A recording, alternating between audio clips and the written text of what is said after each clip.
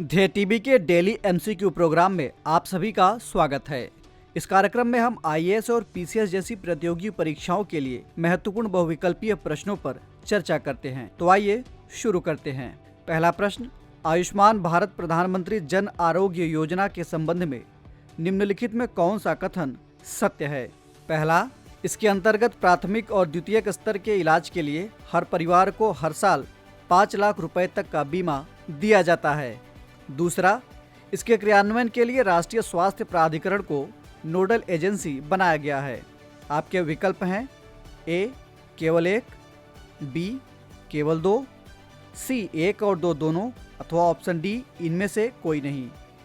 इस प्रश्न का सही उत्तर है ऑप्शन बी। इसकी व्याख्या देख लेते हैं। बीते 23 सितंबर को दुनिया की सबसे बड़ी स्वास्थ्य योजना आयुष्मान भारत प्रधानमंत्री जन आरोग्य योजना यानी ABPMJAY को 3 साल पूरे हो गए। इस योजना की शुरुआत 23 सितंबर 2018 को की गई थी। ये पूरी तरह से सरकार द्वारा वित्त पोषित है। इसके अंतर्गत भारत में सार्वजनिक और निजी सूचीबद्ध अस्पतालों में द्वितीयक और तृतीयक स्तर के इलाज के लिए हर परिवार को हर साल 5 लाख रुपए तक का बीमा दिया जाता है। इस तरह इसके तहत लगभग 74 करोड़ से अधिक गरीब व वंचित परिवार लाभ प्राप्त कर सकते हैं। ABPMJAY के क्रियान्वयन के लिए राष्ट्रीय स्वास्थ्य प्राधिकरण को नोडल एजेंसी बनाया गया है। बढ़ते हैं दूसरे प्रश्न की ओर।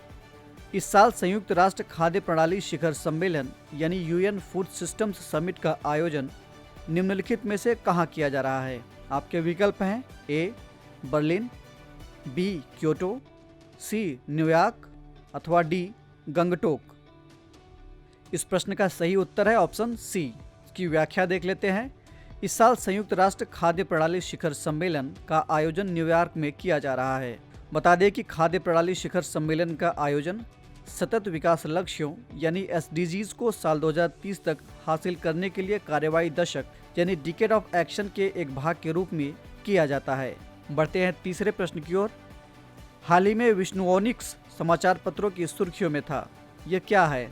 आपके ऑप्शंस हैं ए उदबिलाव की एक पूर्व अज्ञात प्रजाति का जीवाश्म, बी कोरोना वायरस का एक नया वेरिएंट, सी पहाड़ी क्षेत्रों में ओला की समस्या से निपटने के लिए एक यंत्र, अथवा ऑप्शन डी पृथ्वी के अब तक का सबसे नजदीक से गुजरने वाला क्षुद्र ग्रह। इस प्रश्न का सही उत्तर है ऑप्शन ए। इसकी व्याख्या देख लेते हैं। हाल ही में जर्मनी के शोधकर्ताओं ने उदबिलाव की एक पूर्व अज्ञात प्रजाति के जीवाश्म की खोज की।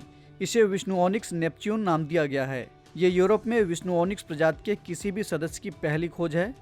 इससे पहले इस प्रजाति के सदस्यों के अवशेष केवल एशिया और अफ्रीका में पाए गए थे। बढ़ते हैं अगले प्रश्न की ओर। समुद्र शक्ति के संबंध में निम्नलिखित में कौन सा कथन सत्य है? पहला, ये भारत और इंडोनेशिया की नौसेनाओं के बीच एक द्विपक्षीय अभ्यास है। दूसरा, हाल ही में इसका तीसरा संस्करण पाक जलडमरू मध्य के इलाके में संपन्न हुआ। आपके विकल्प हैं ए केवल 1, बी केवल 2, सी 1 और 2 दोनों, अथवा ऑप्शन डी इनमें से कोई नहीं। इस प्रश्न का सही उत्तर है ऑप्शन ए। नजर डालते हैं इसकी व्याख्या पर।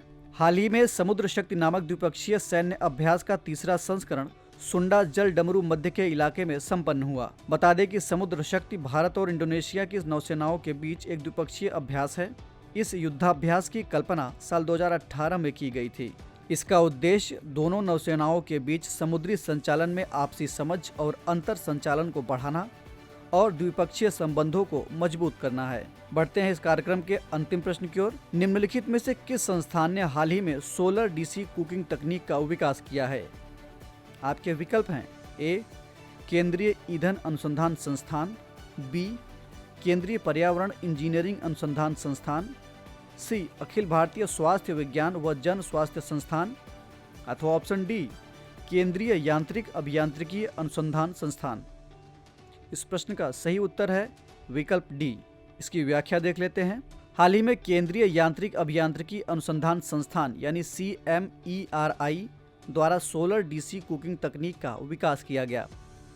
CMERI वैज्ञानिक और औद्योगिक अनुसंधान परिषद यानी CSIR के तहत एक संस्थान है। सोलर DC कुकिंग तकनीक के बारे में आपको बताएं तो ये एक सौर ऊर्जा आधारित कुकिंग सिस्टम है।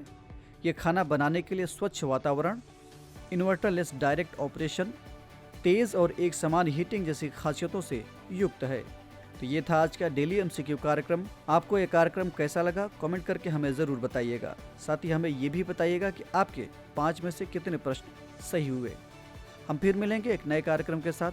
तब तक के लिए इजाज़त दीजिए। नमस्कार।